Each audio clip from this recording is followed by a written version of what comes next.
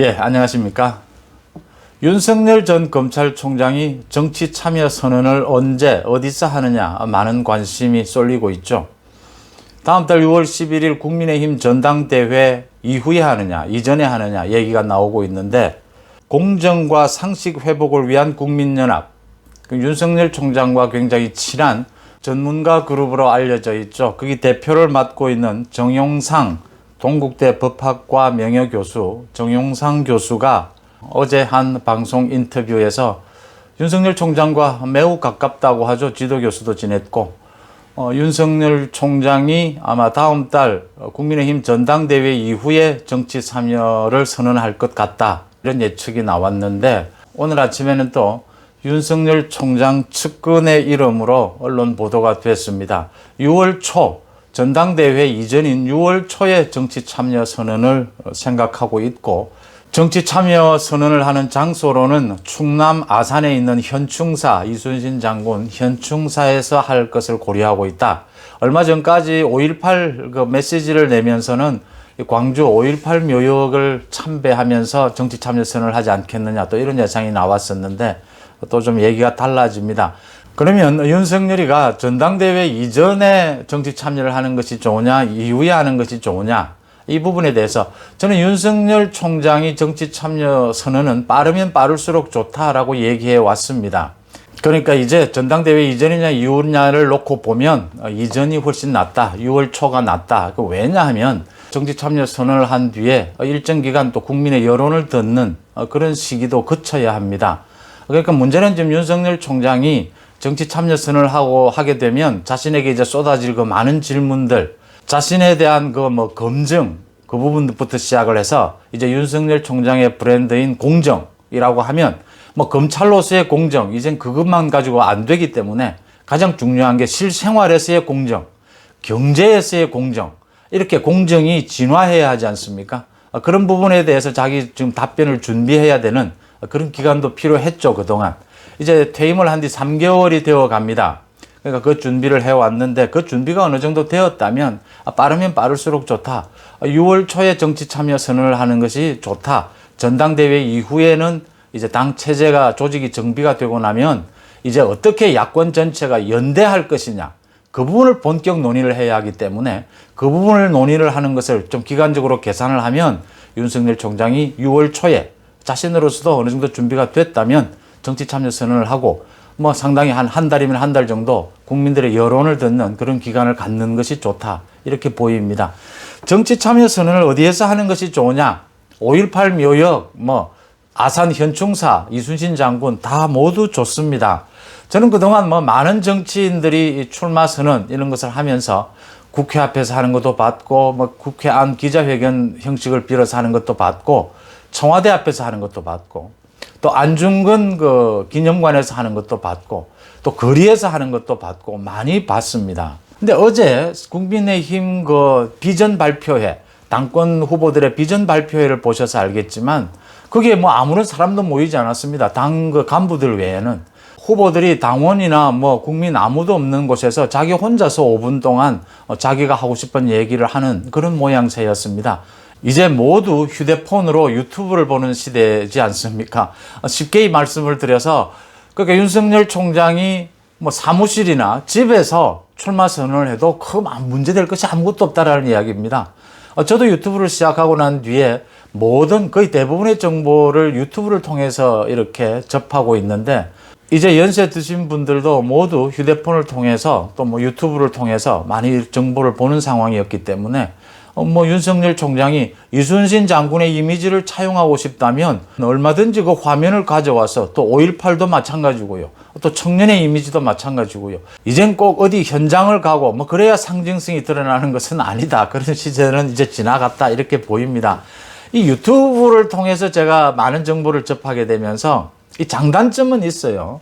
가족끼리 모여서 TV를 보면서 가족끼리 얘기하면서 TV를 보는 그 즐거움도 있죠. 지금도 그 즐거움은 여전히 있고요. 또 유튜브를 통해서, 휴대폰을 통해서 이제 정보를 접하게 되면 자기 혼자서 이제 그 유튜브의 주인공과 둘이서 대화하는 모양새가 되니까 이것도 친밀감이 있으면서 굉장히 의미 있다. 이건 이것대로의 장점이 있다. 이런 생각이 듭니다. 지금은 뭐 상징적으로 어느 장소에 직접 찾아가서 거기 출마 선언을 한다라는 것이 뭐 큰 의미가 없어지지 않았느냐 이렇게 보입니다. 정말 우리 정당의 모습도 많이 바뀌었다. 옛날처럼 뭐 수천 명의 당원들을 모아놓고 고함을 지르고 연설하고 뭐 그런 모습들이 이제는 뭐 의미가 없어져 버렸지 않습니까? 다 사라져 버렸으니까. 그래서 굳이 어느 장소를 찾아가는 것이 큰 의미가 있느냐 이런 생각이 듭니다.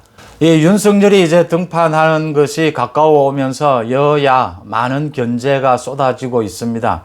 정세균 민주당 후보는 어제 윤석열에 대해서 수신 제가가 먼저 아니냐 이런 얘기를 하면서 윤석열이 이제 등판하게 되면 윤석열을 둘러싼 그 가족, 뭐 처가를 비롯해서 윤석열이 검찰 생활을 하면서 또 개인적으로 공정을 해친 부분에 대한 의혹, 지금 뭐 윤석열 의혹에 대한 것은 여야를 불문하고 지금 엄청난 자료들이 정치권에는 떠돌고 있습니다. 그런 부분에 대한 철저한 검증을 하겠다 이런 자세인 것으로 보입니다. 뭐 여당뿐 아니라 야당 쪽에서도 홍준표 의원이 나서서 윤석열은 검사밖에는 한 게 일이 없지 않느냐, 그래서 대통령 업무를 수행하는데 무리가 있지 않겠느냐 이런 또 비판도 있는 만큼 거기에 대해서도 아마 답변을 준비를 해야 될 겁니다. 특히 국민의힘 전당대회에서 이제 그 세대교체 바람이 굉장히 거세게 불고 있지 않습니까? 이것이 이제 윤석열과 안철수에는 어떤 영향을 미칠 것이냐. 지금 민주당에서도 적극 거기에 대해서 견제를 하고 나섰는데 지금 뭐 가장 놀란 게 민주당이 아니냐 이런 얘기까지 나올 정도입니다. 그러니까 지금 민주당의 대표가 송영길인데 송영길의 카운터 파트너로 지금 뭐 국민의힘에서 김웅이나 이준석이 등장을 한다면 매우 난감한 상황이 아니겠느냐. 물론 뭐 지금 아직까지 전혀 예측할 수 없습니다. 아직 전당대회 기간까지는 많이 남았으니까 뭐 나경원이 될지 이준석이 정말 될지는 앞으로 좀 더 지켜봐야 될 대목이긴 합니다. 그런데 지금 국민의힘에서 불기 시작한 그동안 역사상 전혀 참 보지 못했던 30대 당대표라는 거, 이 지금 바람이 일어난 것만으로도 그 당락 여부를 떠나서 우리 정치권의 여야 모두에게 엄청난 충격을 안기고 있다라는 점입니다. 그 점만은 분명해졌고 대선 전국에서도 이 같은 세대교체의 바람이 굉장히 큰 영향을 미치게 될 것이다. 이런 점에서 이제 윤석열과 안철수도 이 20대, 30대로 상징이 되는 이 젊은 층과 어떻게 공감하고 젊은 층들이 생각하는, 그들이 생각하는 공정, 그들이 원하는 것에 대해서 어떻게 정책화를 시킬 것이냐, 이 고민이 있어야 되는 부분이라고 보입니다. 그러니까 지금 국민의힘의 당권에 도전하고 있는 이준석과 김웅 같은 경우에도 벌써 윤석열에 대해서 여러 가지 이야기를 내놓고 있습니다. 이준석 후보의 경우에는 윤석열과 안철수에 대해서 뭐 이런 식의 얘기입니다. 당문은 활짝 열겠다. 하지만 특정 누구를 위해서 기다려주지는 않겠다. 뭐 특별 대우는 하지 않겠다. 누가 뭐 특별 대우를 해달라고 한 적은 없는 것 같은데, 김웅 같은 경우에는 검사 출신이니까 윤석열과의 그 개인적인 관계도 많이 내세웠죠. 앞세웠죠. 그 다음에 또 어제도 윤석열에 대한 이야기를 했습니다. 그러니까 윤석열이 박근혜, 이명박을 구속시켰는데 만약 국민의힘의 당대표로 박근혜 정부, 이명박 정부 때 일을 같이 한 사람들이 당대표가 된다면 윤석열이 국민의힘으로 들어오기가 어렵지 않겠느냐 이런 얘기를 했습니다. 김웅 의원은 이건 아주 실수를 한 것이라고 봅니다. 김웅 의원은 이런 식으로 얘기를 하니까 김웅 의원은 이걸 생각해 봐야 합니다. 그러니까 신진 후보 중에서 가장 먼저 김웅 의원이 출사표를 던지면서 신선한 바람을 일으켰는데 지금 김웅 의원의 지지율은 상당히 낮죠. 이준석에 비해서나 뭐 나경원, 주호영에 비해서도 낮은 편입니다.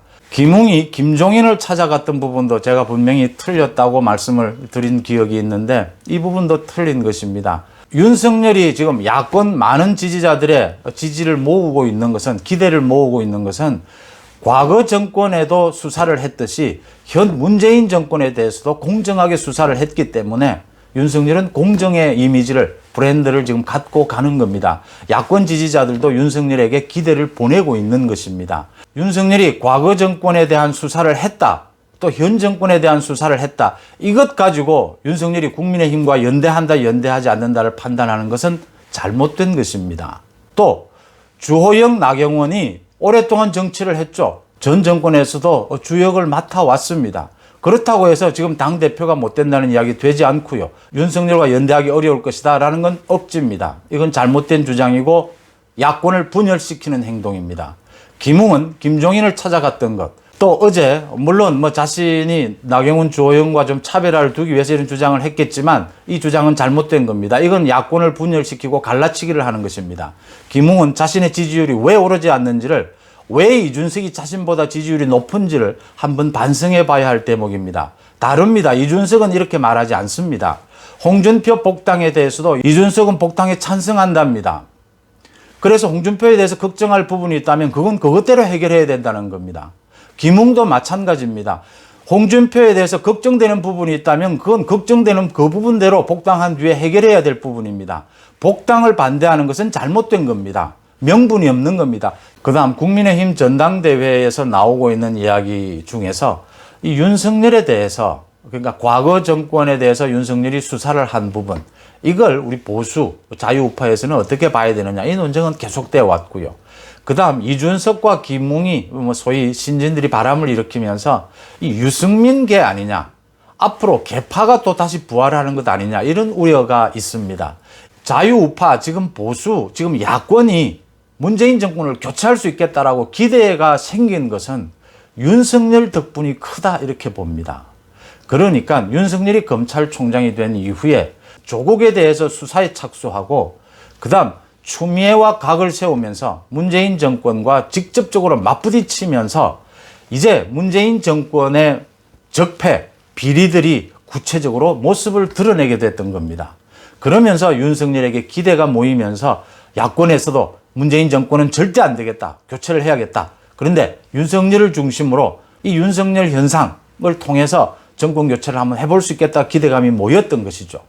그것이 지난해 말 이제 보궐선거를 앞두고 안철수가 자신이 모든 것을 내려놓고 야권 후보 단일화를 성사시키겠다라고 하면서 좀 더 구체화가 됐다고 저는 봅니다. 그래서 야권 후보 단일화에 성공을 하면서 보궐선거에서 압승을 거뒀습니다, 야권이. 자, 이번에 보궐선거에서 야권이 압승을 거둔 이 의미 중에는 이런 것도 있다, 이렇게 봅니다. 지난 탄핵 이후에 모든 선거에서 민주당이 압승을 거뒀습니다. 국민의힘, 야권은 판판이 깨졌습니다. 한 번도 이겨보질 못했습니다. 그런데 지난 보궐선거에서 이제 처음으로 이기고 그것도 압승을 거뒀습니다. 이게 어떤 의미를 가지느냐? 많은 국민들이 야권을 향해서, 야당을 향해서 이제는 너희들이 잘하면 기회를 주겠다. 앞으로 어떻게 하는지 지켜보겠다. 너희들이 정권을 담당할 그런 기회를 일단 줘보겠다. 그 시험대에 올려보겠다. 이렇게 많은 국민들이 야권에 기회를 준 것이 지난 보궐선거 결과였다. 지난 정권에 있었던 일들, 그게 잘한 부분도 있고 잘못한 부분도 있을 것입니다. 그 부분들에 대한 책임, 잘못한 데 대한 책임은 이제 더 이상은 묻지 않겠다. 앞으로 너희들이 잘한다면 너희들에게도 기회를 주겠다. 야당에도 기회를 주겠다. 국민들이 이 시그널을 보냈다고 저는 봅니다. 저는 그렇게 해석을 합니다. 지금 앞으로 대선 전국에서 이제 지난 일들, 지난 정권의 일, 잘한 부분, 잘못한 부분, 뭐 이런 부분 가지고 얘기하는 것, 지난 부분에 친박계니 친이계니 이 개파를 얘기하는 것은 바보 같은 짓입니다. 그 야권을 분열시키는 짓입니다. 그런 얘기를 할 필요가 없습니다. 문재인 정권 심판, 문재인 정권을 심판하고 난 뒤에 야권이 집권했을 때는 어떤 정부를 만들겠다, 어떤 나라를 만들겠다를 얘기하면 되는 겁니다. 거기에 윤석열은 공정이라는 이름으로, 안철수는 중도를 앞세워서 모두가 뭐 최재형도 좋고 김동연도 좋고 또 국민의힘 안에 있는 지금 많은 후보들도 좋고 홍준표도 좋은 겁니다. 모두가 한자리에 할 수 있다, 이렇게 보입니다. 개파 이야기를 다시 꺼내는 것은 야권을 분열시키는 일이다. 여기에서 이준석과 김웅이 전당대회에서 뭐 어느 정도 바람을 일으키게 되면 유승민이 개가 다시 등장을 하고 활개를 치는 것이 아니냐, 이런 걱정들을 많이 합니다. 뭐 이준석이나 김웅이나 유승민과 일정 부분 인연을 갖고 있는 것으로 알려져 있죠. 근데 우리가 개파라고 할 때 모든 개파는 정치적 이익, 공천입니다. 공천과 얽물리면서 개파의 많은 문제점들은 노출되어 왔습니다. 이 개파가 정치권에서 없을 수는 없습니다. 그런데 지금까지처럼 우리 개파면 능력이고 뭐고 묻지도 따지지도 않고 공천을 주고 이런 행태는 없어져야 한다는 겁니다. 의원들끼리의, 정치인들끼리의 친소관계 정도는 언제든지 있을 수 있죠. 어느 사회에나 있죠. 그 정도의 어떤 정치적인 목적, 이념을 같이 하는 사람들끼리의 공동보조 또는 뭐 친소관계 정도를 넘어서는 당직을 끌어주고 밀어주고 공천을 끌어주고 밀어주는 이런 개파는 이제 없어져야 된다는 차원에서 아직까지 저는 이준석이나 김웅이 정치적인 이해관계로 유승민과 어떻게 얽혀있는 발언이나 행동을 한 것은 구체적으로 듣지는 못했습니다. 지금까지는. 전체 야권의 또 국민의힘의 이익을 해치면서까지 유승민계를 위해서 어떤 행동을 한 것을 아직 보지는 못했습니다. 이런 경우에 개파를 내세워서 앞으로 있을지도 모를 그런 우려 때문에 개파라는 것으로 공격하는 것은 맞지 않다라는 겁니다. 그렇게 되면 친박 친이 개파의 문제점이 또 다 드러나게 됩니다. 그것은 이번 전당대회의 분위기를 해치는 것이다. 이준석, 김웅의 개인의 문제가 있다면 그 개인의 문제를 공격하면 됩니다. 유승민을 끌어다가 공격할 이유는 없다라는 겁니다. 김웅이 김종인을 찾아간 것은 잘못된 것입니다. 그건 저는 제 유튜브에서 그건 잘못됐다고 공격을 했습니다. 아직까지는 이준석이 유승민을 위해서, 유승민계를 위해서 어떤 비합리적인 행동, 정치적인 언행을 한 것은 제가 기억을 하지는 못합니다. 그래서 우려보다는 이준석 개인에게 문제가 있다면 그 개인을 혹독하게 공격하는 것은 얼마든지 가능합니다. 경쟁이니까요. 그렇지만 이걸 개파 문제를 끌어와서는 안 된다라고 제가 말씀을 드리는 겁니다. 지금 개파 문제를 다시 꺼내게 되면 또 친이 친박 얘기가 나온다는 점입니다.